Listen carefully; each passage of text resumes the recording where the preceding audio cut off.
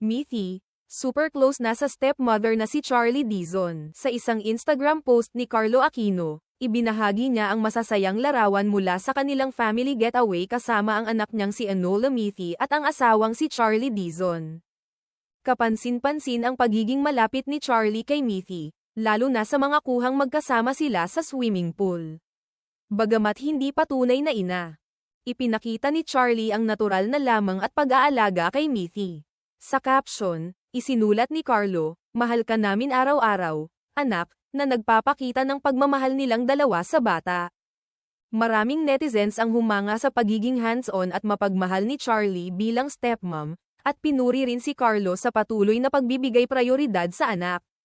Para sa marami, ang kanilang relasyon ay magandang halimbawa ng isang maayos at mapagmahal na blended family, na nagpapakitang hindi dugo, kundi pagmamahal, ang tunay na bumubuo ng pamilya.